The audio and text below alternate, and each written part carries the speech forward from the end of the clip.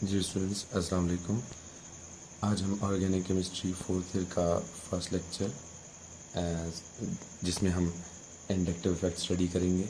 इसको डिस्कस करते हैं इंडक्टिव इफ़ेक्ट को। इंडक्टिव इफ़ेक्ट क्या चीज़ है, इसकी एप्लीकेशंस क्या हैं, ये कैसे ऑपरेट होता है। तो चलें जी स्टार्ट करते हैं इंडक्टिव इफ़ेक्ट। देखिए हमारे पास एक कंपाउंड है CH3 CH2 Cl यानी इथाइल क्लोराइड। हमारे पास एक कंपाउंड है जिसमें क्लोरीन की इलेक्ट्रॉननेगेटिविटी कार्बन के मुकाबले में काफ़ी ज़्यादा है। तो डेफिनेटली ये कार्बन और क्लोरीन का बॉन्ड तो होगा ही पोलर, यानी इसके दो इलेक्ट्रॉन्स तो क्लोरीन के करीब ही होंगे, जिसकी वजह से क्लोरीन पर पार्शियल नेगेटिव चार्ज और कार्बन पर पार्शियल पॉजिटिव चार्ज होगा, यानी ये बॉन्ड क्या होगा, पोलर होगा। लेकिन देखिए ये जो साथ वाला बॉन्ड है कार्बन और कार्बन का, इन दोनों कार्बन्स की इलेक्ट्रोनेगेटिविटी चूँकि सेम है तो फिर इस बॉन्ड को तो पोलर नहीं होना चाहिए। लेकिन जब इस कार्बन पर पार्शियल पॉजिटिव चार्ज डेवलप होता है क्लोरीन की इलेक्ट्रोनेगेटिविटी से, यानी इस बॉन्ड की पोलैरिटी की वजह से, तो फिर ये कार्बन क्या करता है, इलेक्ट्रॉन की डेफिशिएंसी को फुलफिल करने के लिए इस बॉन्ड के दो इलेक्ट्रॉन्स को अपनी तरफ क्लोज कर लेता है, जिसकी वजह से ये बॉन्ड जो है ये भी पोलर हो जाता है। वो कैसे कि दो इलेक्ट्रॉन्स इसके कार्बन के ज़्यादा करीब हो जाएंगे इस कार्बन के मुकाबले में, तो इस कार्बन पर भी बहुत थोड़ा सा पार्शियल पॉजिटिव चार्ज डेवलप हो जाएगा। तो आपने नोट किया कि एक बॉन्ड जो कि पोलर था, उस पोलर बॉन्ड की वजह से साथ वाले कार्बन टू कार्बन बॉन्ड के अंदर भी पोलैरिटी इंड्यूस हो चुकी है। इसको हम क्या कहते हैं, इसको हम इंडक्टिव इफेक्ट कहते हैं। कहते हैं जी इसको इंडक्टिव इफेक्ट कहते हैं। इसकी एक और एग्जांपल भी हम स्टडी कर लेते हैं। देखिए हमारे पास ये कंपाउंड है इथाइल अमोनियम कंपाउंड है ये हमारे पास। बेसिकली तो ये आयन है जिसमें नाइट्रोजन पर कंप्लीट पॉजिटिव चार्ज है। तो ये नाइट्रोजन क्या करेगा, इलेक्ट्रॉन की डेफिशिएंसी को फुलफिल करने के लिए इलेक्ट्रॉन्स विड्रॉ करेगा कार्बन से, क्योंकि इसकी इलेक्ट्रोनेगेटिविटी ज़्यादा है। तो फिर इस वजह से इस कार्बन पर पार्शियल पॉजिटिव चार्ज डेवलप हो जाएगा। ये बॉन्ड तो पोलर ही है। पोलर बॉन्ड का मतलब ये होता है कि बॉन्ड के दो इलेक्ट्रॉन्स इक्वली शेयर ना हुए हों, बॉन्ड के दो इलेक्ट्रॉन एक एटम के ज़्यादा करीब हों। तो ये बॉन्ड तो है ही पोलर, ये परमानेंटली पोलर बॉन्ड है। परमानेंट पोलर बॉन्ड की वजह से ये जो साथ वाला कार्बन टू कार्बन बॉन्ड है ये भी पोलर हो जाएगा, जैसे मैंने एक्सप्लेन किया पहले। यहाँ पर भी कार्बन पर पार्शियल पॉजिटिव चार्ज डेवलप हो चुका है, तो इस बॉन्ड के टू इलेक्ट्रॉन्स इस कार्बन के ज़्यादा क्लोज हो जाएंगे, तो फिर इस कार्बन पर थोड़ी सी इलेक्ट्रॉन की डेफिशिएंसी क्रिएट होने की वजह से इस कार्बन पर भी पॉजिटिव चार्ज आ जाएगा, पार्शियल पॉजिटिव, यानी बहुत थोड़ा सा पार्शियल पॉजिटिव चार्ज आ जाएगा। तो एक पोलर बॉन्ड की वजह से एक नॉन पोलर बॉन्ड के अंदर पोलैरिटी इंड्यूस हो चुकी है। इस प्रोसेस को हम क्या कहते हैं, इंडक्टिव इफेक्ट। तो इसकी डेफिनेशन फिर क्या है, the polarity induced in a bond due to the adjacent polar bond is called inductive effect. इसकी एक और एग्जांपल भी देख सकते हैं हम, और इसकी जो सेकंड एग्जांपल है हमारे पास उसमें ये है कि हमारे पास एक कंपाउंड है CH3 CH2 ऑक्सीजन, जिस पर नेगेटिव चार्ज है, यानी ये इथॉक्साइड आयन है। इस इथॉक्साइड आयन में ऑक्सीजन पर नेगेटिव चार्ज है, ऑलरेडी इलेक्ट्रॉन्स बहुत ज़्यादा हैं, ठीक है, इसकी इलेक्ट्रोनेगेटिविटी ज़्यादा होती है। लेकिन यहाँ पर कार्बन को ऑक्सीजन ने इलेक्ट्रॉन्स डोनेट करने हैं, यानी बॉन्ड के दो इलेक्ट्रॉन्स ऑक्सीजन ने कार्बन की तरफ कर देने, तो कार्बन पर चार्ज कौन सा होगा, पार्शियल नेगेटिव, यानी कि ये बॉन्ड तो है ही पोलर। ये बॉन्ड चूँकि पोलर है तो इसकी वजह से ये जो साथ वाला बॉन्ड है ये भी पोलर हो जाएगा। इस कार्बन पर जब इलेक्ट्रॉन की डेंसिटी थोड़ी सी इंक्रीज़ होगी तो इस बॉन्ड के दो इलेक्ट्रॉन कार्बन के करीब चले जाएंगे, इस लेफ्ट वाले कार्बन के पास। तो इस वजह से इस कार्बन के अंदर भी, इस कार्बन के ऊपर भी पार्शियल नेगेटिव, यानी बहुत थोड़ा सा नेगेटिव चार्ज डेवलप हो जाएगा। तो इस तरह आपने नोट किया कि एक पोलर बॉन्ड की वजह से साथ वाला कार्बन टू कार्बन बॉन्ड जो है ये भी क्या हो चुका है, पोलर हो चुका है। तो इसके अंदर जो पोलैरिटी इंड्यूस हुई है ड्यू टू पोलर बॉन्ड, इसको हम इंडक्टिव इफेक्ट कहते हैं। एक और एग्जांपल भी चलिए डिस्कस करते हैं, जिसमें हम एक एरोमेटिक कंपाउंड लेते हैं टॉलीन, जिसमें मिथाइल ग्रुप है बेंजीन के ऊपर अटैच हुआ। ये methyl group alkyl group sp3 hybridized है, आपको पता है ये तो इलेक्ट्रॉन डोनेट करता ही करता है, तो जिसकी वजह से इस पर पार्शियल पॉजिटिव, और इस कार्बन जो फर्स्ट कार्बन है, इस फर्स्ट कार्बन पर, बेंजीन के इस फर्स्ट कार्बन पर पार्शियल नेगेटिव चार्ज ऑलरेडी होगा, यानी कि ये बॉन्ड तो है ही पोलर। ये मिथाइल ग्रुप का इस बेंजीन के फर्स्ट कार्बन के साथ जो बॉन्ड है ये पोलर ही है, लेकिन इस पोलर बॉन्ड की वजह से ये जो आगे वाला बॉन्ड है इस तरफ या फिर नीचे की तरफ, ये जो कार्बन टू कार्बन बॉन्ड है बेंजीन रिंग के अंदर ये भी पोलर हो जाएगा, यानी कि इस बॉन्ड के इलेक्ट्रॉन इस कार्बन के ज़्यादा करीब हो जाएंगे, तो इस कार्बन पर भी पार्शियल नेगेटिव चार्ज डेवलप हो जाएगा। इसी तरह ये जो नीचे की तरफ जो बॉन्ड है ये भी थोड़ा सा पोलर हो जाएगा, क्योंकि ये बॉन्ड पोलर है तो ये वाला बॉन्ड भी पोलर हो जाएगा, तो इस वजह से इस पर भी पार्शियल नेगेटिव चार्ज आ जाएगा। ये क्या है, इंडक्टिव इफेक्ट है। अच्छा, तो यहाँ पर इंडक्टिव इफेक्ट में आपने नोट किया कि हमारा ऑर्गेनिक पार्ट मॉलिक्यूल का जो मैंने ज़्यादातर एग्जांपल्स में इथाइल ग्रुप या चले यहाँ पर बेंजीन रिंग लिया है, इन पर जो ग्रुप्स अटैच हुए हैं वो इंडक्टिव इफेक्ट काज कर रहे हैं। इंडक्टिव इफेक्ट कितने, इंडक्टिव इफेक्ट की 2 टाइप्स हैं, जैसे कि एग्जांपल्स में नज़र भी आ रहा है हमें। Number 1 electron withdrawing inductive effect, जिसमें कोई भी ग्रुप हमारे ऑर्गेनिक पार्ट के साथ जब अटैच होगा तो वो इलेक्ट्रॉन्स विड्रॉ कर रहा होगा। देख लिए हमारे इस कंपाउंड के अंदर जो फर्स्ट है क्लोरीन इलेक्ट्रॉन विड्रॉ करता है, जिसकी वजह से हमारे इस कार्बन पर भी पार्शियल पॉजिटिव चार्ज और उससे आगे वाले कार्बन पर भी पार्शियल पॉजिटिव चार्ज डेवलप हो चुका है, यानी इलेक्ट्रॉन डेंसिटी डिक्रीज हो रही है इन दोनों एग्जाम्पल में। जबकि जो सेकंड एग्जाम्पल है हमारे पास, जो टाइप है हमारे पास इंडक्टिव इफेक्ट की, वो है इलेक्ट्रॉन डोनेटिंग इंडक्टिव इफेक्ट, जिसको हम पॉजिटिव आई से रिप्रेजेंट करते हैं। इसमें क्या होता है कि कोई भी ग्रुप जो हमारे ऑर्गेनिक पार्ट के साथ अटैच हुआ है वो इलेक्ट्रॉन डोनेट कर रहा होता है। ये जो इंडक्टिव इफेक्ट होता है इसको मोस्टली हम एरोज से भी रिप्रेजेंट करते हैं, जो कि बॉन्ड के अंदर ही बनाए जाते हैं। देखिए ये इलेक्ट्रॉन डोनेट कर रहे हैं ग्रुप्स, तो इनका arrow toward the organic part होगा।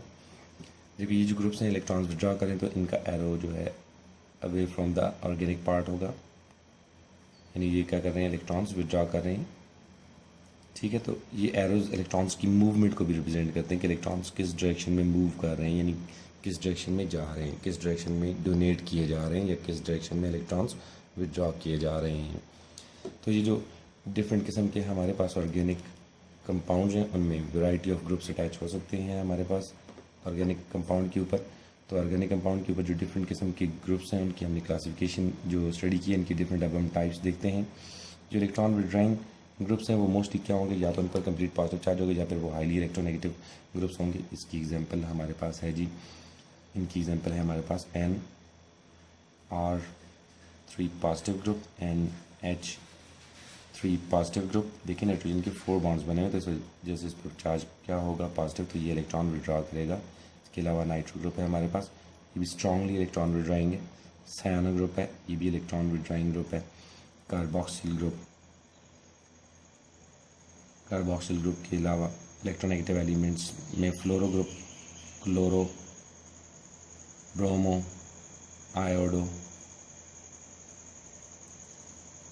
अल्कोक्सी ग्रुप्स, एराइलॉक्सी ग्रुप्स, ये जितने भी ग्रुप्स हैं ये सारे के सारे क्या हैं, इलेक्ट्रॉन्स विड्रॉइंग ग्रुप।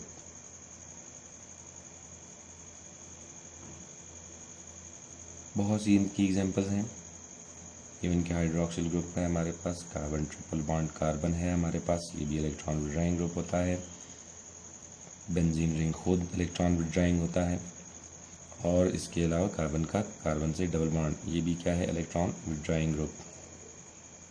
ये सारे ग्रुप्स क्या हैं, इलेक्ट्रॉन विड्रॉइंग ग्रुप्स हैं। जबकि इलेक्ट्रॉन डोनेटिंग ग्रुप्स की जो एग्जांपल्स हैं वो अब हम नोट करते हैं। उनमें ये ग्रुप्स शामिल होंगे जो इनके पास ऑलरेडी इलेक्ट्रॉन ज़्यादा होंगे, तभी तो वो इलेक्ट्रॉन डोनेट कर रहे होंगे। जैसे ऊपर एग्जांपल में ऑक्साइड ग्रुप, कार्बोक्सिलेट ग्रुप, टर्शियल कायल ग्रुप, सेकेंडरी कायल ग्रुप,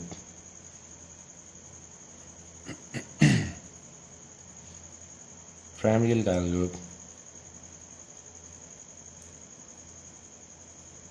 या फिर ड्यूट्रियम। तो ये सारे ग्रुप्स क्या हैं, इलेक्ट्रॉन डोनेटिंग ग्रुप्स हैं। तो इनकी जो 2 टाइप्स थी वो हमने स्टडी कर ली। अब नेक्स्ट हम देखते हैं जी इस इंडक्टिव इफेक्ट की एप्लीकेशंस। इसकी डिफरेंट एप्लीकेशंस हैं, उनमें से जो हमारे पास फर्स्ट एप्लीकेशन है वो कौन सी है, केमिकल रिएक्टिविटी। केमिकल एक्टिविटी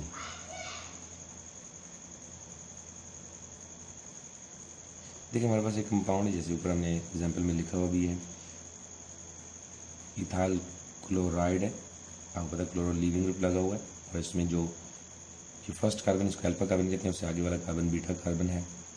ये बॉन्ड तो है ही पोलर, तो इसमें तो कार्बन पर पार्शियल पॉजिटिव चार्ज होगा ही होगा, ये तो है ही रिएक्टिव क्लोरो ग्रुप की प्रेजेंस की वजह से। लेकिन ये जो साथ वाला कार्बन है, इसके अंदर इंडक्टिव इफेक्ट की वजह से, मैंने जैसे बताया था आपको कि कार्बन के ऊपर पार्शियल पॉजिटिव चार्ज डेवलप हो जाता है, तो इस कार्बन पर पार्शियल पॉजिटिव चार्ज की वजह से इन हाइड्रोजन पर पार्शियल पॉजिटिव चार्ज डेवलप हो जाएगा, तो ये क्या हो जाएंगे, एसिडिक बीटा हाइड्रोजन्स। तो एसिडिक बीटा हाइड्रोजन्स की वजह से ही आपने एक रिएक्शन स्टडी किया हुआ है, जिसमें हम क्या करते हैं जी, एलिमिनेशन रिएक्शन स्टडी करते हैं, जिनमें बीटा कार्बन से हाइड्रोजन और अल्फा कार्बन से क्लोरो यानी लीविंग ग्रुप चला जाता है और अल्कीन बन जाता है। तो इससे हमें पता चला कि ये जो साइट है हमारे पास, यानी जो बीटा हाइड्रोजन्स हैं, ये क्या हैं, बहुत ही रिएक्टिव हैं। तो केमिकल रिएक्टिविटी यहाँ पर भी बहुत ज़्यादा है, और अल्फा कार्बन पर तो ऑलरेडी है ही है। तो इंडक्टिव इफेक्ट की वजह से सिर्फ और सिर्फ पॉसिबल हुआ कि ये जो बीटा कार्बन है, इसके हाइड्रोजन्स को रिप्लेस किया जाए बीटा एलिमिनेशन रिएक्शंस में।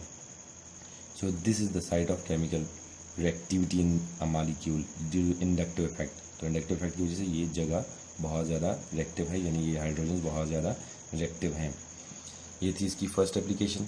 हम सेकंड एप्लीकेशन स्टडी करते हैं, और सेकंड एप्लीकेशन हमारे पास है बहुत सिंपल सी। वो क्या है, acidic strength of various acids, acidic strength of acids. ज़ाहिर बाद में हमने फिर बेसिस भी स्टडी करनी है, तो दोनों को इकट्ठा ही स्टडी करेंगे बारी बारी एक ही हेडिंग के अंडर।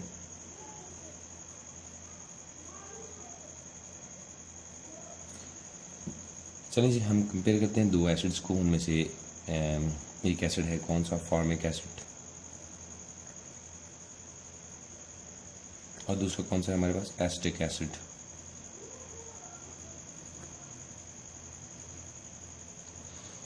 अच्छा, ये दोनों कार्बोक्सिलिक एसिड्स हैं, लेकिन इन दोनों में से एक एसिड ज़्यादा स्ट्रॉन्ग और एक वीक एसिड है। फॉर्मिक एसिड स्ट्रॉन्ग एसिड है, जबकि एसिटिक एसिड एक वीक एसिड। इसकी क्या रीज़न हो सकती है, रीज़न एक्सप्लेन करते हैं। देखिए, एसिड वो स्ट्रॉन्ग होता है जो ज़्यादा से ज़्यादा H पॉजिटिव आइंस डोनेट करें। ये H पॉजिटिव आइंस डोनेट दोनों कर रहे होंगे, लेकिन फॉर्मिक एसिड बहुत ज़्यादा H पॉजिटिव आइन डोनेट करता है। अच्छा, एसिड्स की स्ट्रेंथ डिपेंड करती है किस चीज़ पर, stability of the negative ion, stability of the negative ion. ये जो फॉर्मिक एसिड है, इसके प्रोटॉन डोनेशन के बाद क्या बनता है, फॉर्मेट आइन। जबकि एसिटिक एसिड जब अपना प्रोटॉन डोनेट करेगा, प्रोटॉन डोनेट करने के बाद इसका बनेगा एसीटेट आइन। तो ये दोनों आइन्स हैं, इनको भी डिस्कस करेंगे हम, और देखेंगे कि फॉर्मिक एसिड ज़्यादा एसिडिक और एसिटिक एसिड कम एसिडिक क्यों है। देखते हैं पहली एप्लीकेशन। पहला हमारे पास जो कंपाउंड है फॉर्मिक एसिड है हमारे पास, तो इसमें कोई अल्काइल ग्रुप नहीं लगा हुआ, हाइड्रोजन तो हाइड्रोजन, तो बिल्कुल भी इलेक्ट्रॉन डोनेटिंग या इलेक्ट्रॉन विड्रॉइंग ग्रुप नहीं होता। तो नॉर्मल किस्म की पोलैरिटी होगी ऑक्सीजन हाइड्रोजन बॉन्ड पे, जिसमें हाइड्रोजन पर काफ़ी ज़्यादा पार्शियल पॉजिटिव चार्ज होगा और ऑक्सीजन पर पार्शियल नेगेटिव चार्ज, यानी कि इसमें हाइड्रोजन पर पार्शियल पॉजिटिव चार्ज काफ़ी ज़्यादा है इस मॉलिक्यूल के अंदर, तो इससे ये क्या होगा, ज़्यादा एसिडिक होगा। इसकी दूसरी रीज़न ये है कि जब ये अपना H पॉजिटिव आइन डोनेट कर चुका होता है, इसका जो नेगेटिव आइन बनता है वो स्टेबल होता है। वो क्यों, क्योंकि इसमें जो हाइड्रोजन अटैच हुआ है ये इलेक्ट्रॉन डोनेट नहीं कर रहा इस ऑक्सीजन को, तो ये ऑक्सीजन अपनी इलेक्ट्रोनेगेटिविटी की वजह से क्या है, स्टेबल है। इसका जो नेगेटिव चार्ज है वो क्या है, स्टेबल है, यानी इसका जो नेगेटिव आइन है वो क्या होगा, स्टेबल। जबकि एसिटिक एसिड जो कि वीक एसिड है, क्यों, इसको एक्सप्लेन करते हैं। उसकी रीज़न ये है कि ये जो अल्काइल ग्रुप है ये इलेक्ट्रॉन डोनेट करता है इस कार्बन को, और ये कार्बन आगे फर्दर इलेक्ट्रॉन डोनेट करेगा इस ऑक्सीजन को, और डेफिनेटली जब ऑक्सीजन को इलेक्ट्रॉन इस डायरेक्शन से मिलेंगे तो ऑक्सीजन इतने ज़्यादा स्ट्रांगली इलेक्ट्रॉन विड्रॉ हाइड्रोजन से नहीं करेगा, तो हाइड्रोजन पर इतना ज़्यादा पार्शियल पॉजिटिव चार्ज नहीं होगा। तो इसका मतलब ये है कि ये वाला कंपाउंड यानी एसिटिक एसिड इतना ज़्यादा एसिडिक नहीं है। क्यों, क्योंकि इसके हाइड्रोजन पर इतना ज़्यादा पार्शियल पॉजिटिव चार्ज नहीं है as compared to the formic acid. इसकी दूसरी रीज़न ये है कि एसिटिक एसिड वीक है। क्यों, क्योंकि इसका जो नेगेटिव आइन बनता है एसीटेट आइन है, उसमें ऑक्सीजन जिस पर ऑलरेडी नेगेटिव चार्ज है उसको ये अल्काइल ग्रुप मिथाइल ग्रुप क्या करता है, इलेक्ट्रॉन डोनेट करता है, और इलेक्ट्रॉन डोनेट करके इसका जो नेगेटिव चार्ज उसको फर्दर इंक्रीज़ करता है। ऑलरेडी ऑक्सीजन पर नेगेटिव चार्ज, उसको और ज़्यादा इलेक्ट्रॉन अगर मिलना शुरू हो जाए electron donating inductive effect of methyl group की वजह से, तो ये बहुत ही अनस्टेबल हो जाएगा। अगर ये अनस्टेबल है तो इतना ईजिली नहीं बन सकता। तो इसका मतलब है कि ये जो एसिटिक एसिड है ये वीक एसिड होगा। क्यों? क्योंकि इसकी जो कंजुगेट बेस है यानी इसका जो नेगेटिव आयन है वो अनस्टेबल है, इसलिए ये क्या होगा? वीक एसिड होगा। तो इस तरीके से हमने एक्सप्लेन किया कि इंडक्टिव इफेक्ट बहुत आसानी से किसी भी एसिड्स की एसिडिक स्ट्रेंथ को एक्सप्लेन कर सकता है। ये एलिफेटिक कार्बोक्सिलिक एसिड्स हैं। चलिए जी, अब हम डिस्कस करते हैं अमाइंस को, उनकी बेसिसिटी को। बेसिस, चलिए ये थे एसिड्स और अब हम बेसिस को डिस्कस करते हैं। बेसिस की बेसिक स्ट्रेंथ देखिए, नाइट्रोजन है अमोनिया का अगर, तो ये तो बेस ही है अमोनिया, लेकिन ये वीक बेस है।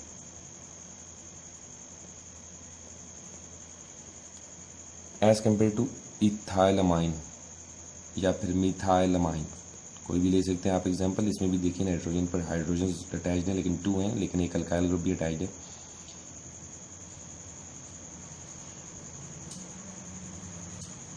तो इस नाइट्रोजन पर अल्काइल ग्रुप्स अटैच नहीं हुए हुए अमोनिया के अंदर, तो इस नाइट्रोजन पर इतनी ज़्यादा इलेक्ट्रॉन डेंसिटी नहीं होगी। ये नाइट्रोजन इतनी आसानी से इलेक्ट्रॉन्स डोनेट नहीं कर सकेगा किसी भी H पॉजिटिव आयन को। जबकि मिथाइल अमाइन में मिथाइल ग्रुप जो कि इलेक्ट्रॉन डोनेटिंग है, हमने ऑलरेडी यहाँ पर स्टडी कर लिया है। ये अल्काइल ग्रुप्स जितने भी इलेक्ट्रॉन डोनेटिंग होते हैं, जब ये इलेक्ट्रॉन डोनेट करेगा तो इलेक्ट्रॉन्स नाइट्रोजन को मिलेंगे। नाइट्रोजन पर बहुत ही ज़्यादा पार्शियल नेगेटिव चार्ज होगा, यानी ये इलेक्ट्रॉन रिच नाइट्रोजन है। यानी मिथाइल अमाइन क्या होगा? बहुत ही ज़्यादा बेसिक होगा, जिसका मतलब ये क्या है? स्ट्रॉन्ग बेस है।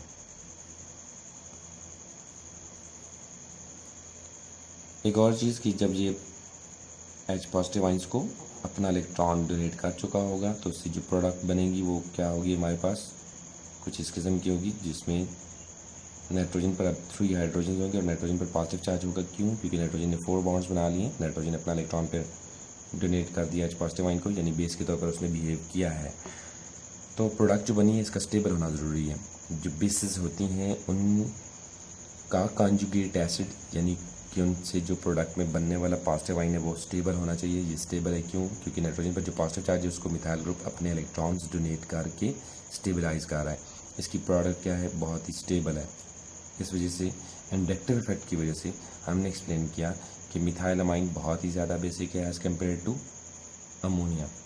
तो ये था जी सारे का सारा इंडक्टिव इफेक्ट। इंडक्टिव इफेक्ट की मदद से आप मोस्टली एसिड्स और बेसिस की बेसिक स्ट्रेंथ्स को एक्सप्लेन कर सकते हैं। इसके अलावा हम केमिकल रिएक्टिविटी को एक्सप्लेन कर सकते हैं। तो ये था आज का हमारा टॉपिक। चलिए नेक्स्ट टॉपिक के लिए इंशाल्लाह नेक्स्ट टाइम देखते हैं फिर। ओके जी, अल्लाह हाफिज़।